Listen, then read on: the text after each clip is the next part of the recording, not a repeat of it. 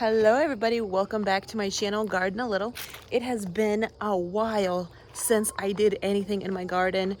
I'm not gonna make excuses. Life got a hold of me and I did not get a chance to do literally anything in my garden. So my garden looks dead, but it is almost winter time, and if you want to be a gardener, you do have to prep your soil because your fruit is as good as your soil. Now, that being said, what the heck does that mean?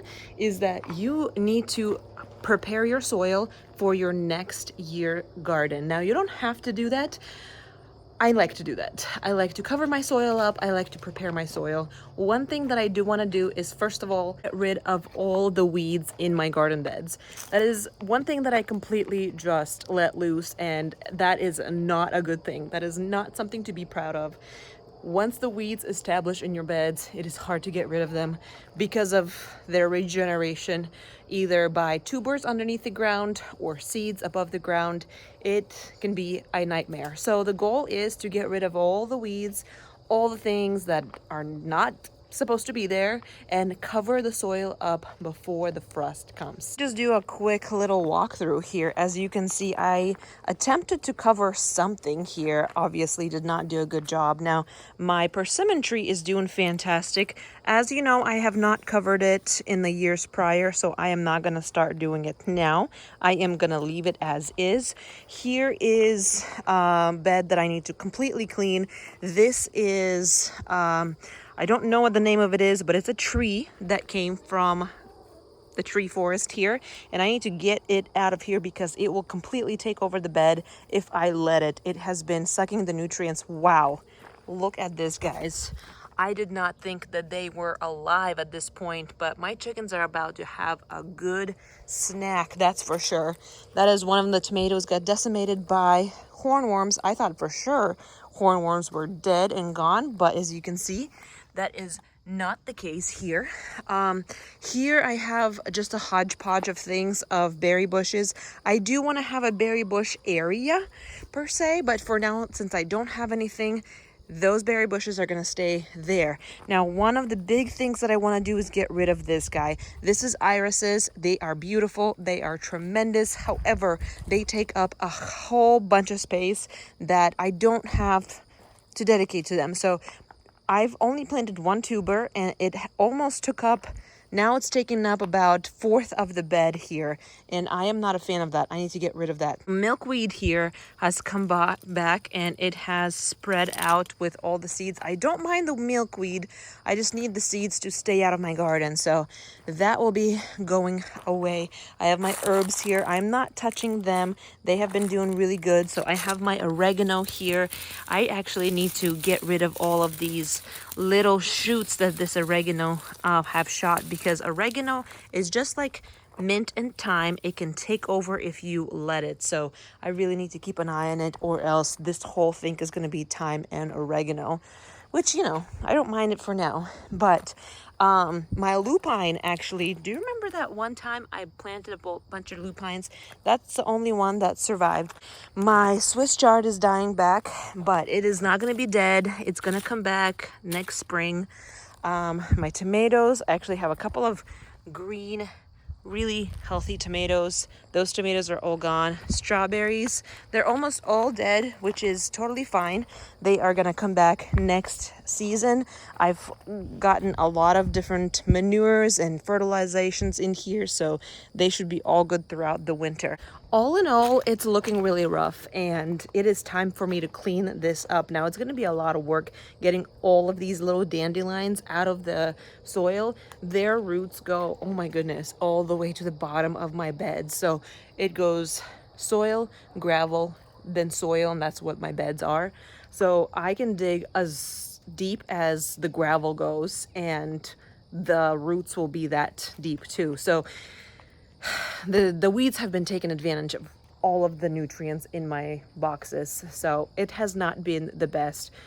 My goal is to get rid of all the weeds, put fresh coat of straw on top, cover it up, cover the beds up, and then next spring I do want to come in with fresh soil on top of the straw. Now, if you have chickens like I do, you have to be careful of what you're giving them, right? some people say you don't want to give them any greens of your tomatoes. So stems, leaves, all of that. Now, I am not sure if there is a certain type of tomato that you want to be watching out for, but my chickens have been doing great. They have eaten greens of the tomatoes and they are perfectly fine, perfectly healthy, laying eggs, no sicknesses, nothing like that going on. So you do want to make sure that you have that in consideration as far as what is safe for your chickens, especially if you're relying on them for eggs and such. But in my past experience, in my past and present experience, when I give my chickens tomato greens, tomatoes, green tomatoes, colored tomatoes, all kinds of tomatoes, they do perfectly fine with it. Part of me wants to just leave it as is because of all of these tiny little tomatoes. This is going to be a disaster. This is going to be horrendous tomato forest. So maybe I should just leave it be and let it die with the frost. That's the danger of tomatoes. If you have planted a tomato ever and forgot to harvest once or twice, you, my friend, are about to have a tomato forest. It's also a beautiful thing too, because, you know, sometimes you don't have to plant anything. Chaos plants itself. Do you want to know what else is kind of funny? Is that my chickens every single year, without fail, have been molting in the fall when it's like about winter time. It looks like somebody literally came into the chicken coop and got rid of all of my girls' feathers. Let me show you. Look at that. It's like a murder scene. Look at all of those feathers. They don't get the gist. They're like, yep, time to molt. Right in time for winter. Let's see if I can capture this sweet, sweet moment of this hornworm being eaten, because he ate all of my tomatoes. Oh, she got him. She got him. Oh, she got him.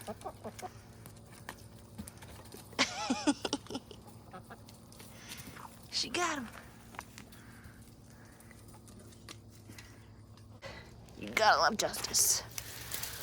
That hornworm was a fat one too.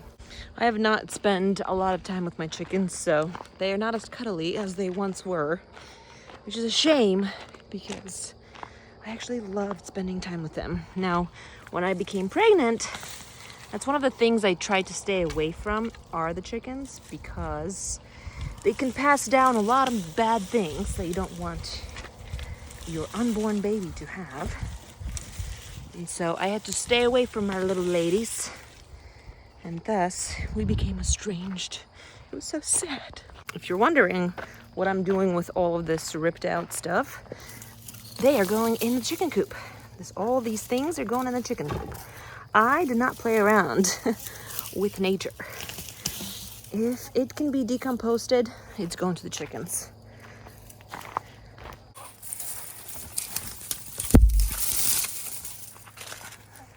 I also have barn cats, if you don't know, and they bring me a lot of different gifts in form of birds, mice, chipmunks, rabbits. A lot of the times all they want to do is hunt and play, and they don't actually want to eat them. So if that happens, what I do is I bury the prey in my garden for some nitrogen, right? Because that is the circle of life, everybody. It's okay. We will live through that. We have in the last millennia. Anyways, but sometimes I discover things like this. One of these days, my children are gonna be playing in my garden and discover like a whole bunch of bones, and they're gonna get so excited that they've discovered like a dinosaur or like a long forgotten fossil fuel.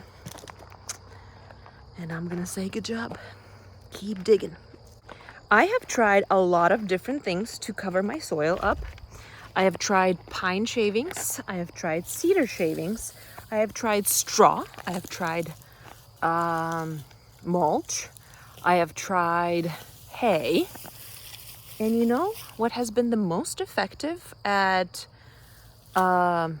protecting my soil from over drying And the weeds, do you want to know? Drum roll, dun, dun, dun, dun. It has been pine shavings. Pine shavings. You know, they told me that the straw is supposed to be like super organic and break down and everything. I can't vouch for the organicity of it, right?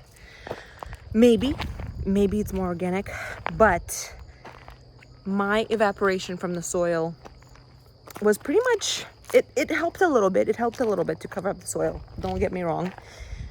But the weeds are fierce. The weeds are the most terrible that I've ever seen. Now, is it because I've been gardening in this place for a while and the weeds just found themselves here more and more?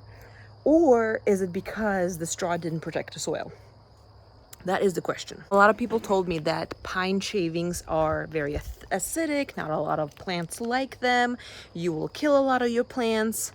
However, if you go back to my videos 2 years ago, that's when I used pine shavings as my mulch in my garden, I barely had any weeds. And my soil retention and my humidity retention in my soil was very good. Now, I did not see as many worms and biomicrobes in my soil, right? However, who am I to say that they weren't there, right? They kind of made pine shavings made my life easier as a gardener. So I might go back to that. I actually might. Now, I do have a really great supplier for straw, for some organic straw. So I still might use that, but on top of that, I might put pine shavings. And then in the spring, on top of that, put some soil. That way there's layering going on, and that can compost and form a really good nutrient layer for spring planting. That could be a really good plan, actually.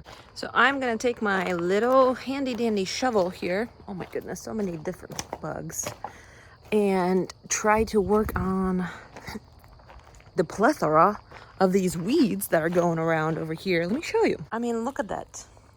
Look at all of this. This is horrendous. And so one by one, you gotta take them out, right? With the roots and all. So each one of these holes have like 2 or 3 of the dandelions. So it's been fun. So don't mind me.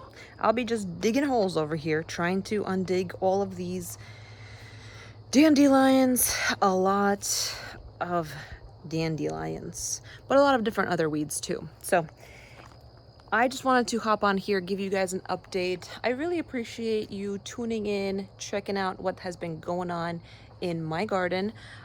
Please tune in next spring because I am planning to plant the whole garden just like I usually do.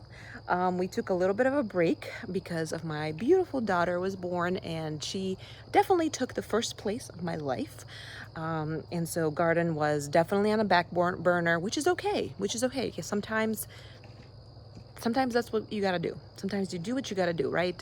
But next spring, I am looking forward to planting more things. Even if it's not from the seeds, we'll see how the baby girl behaves around soil, right? But we are planning to plant a garden again, and I cannot be more excited.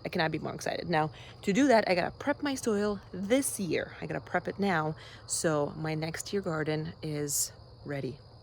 Thank you guys so much for tuning in. I hope I encourage you to go garden a little, even with my sad little grayness over here. And I'll see you next time. Go garden a little. Bye.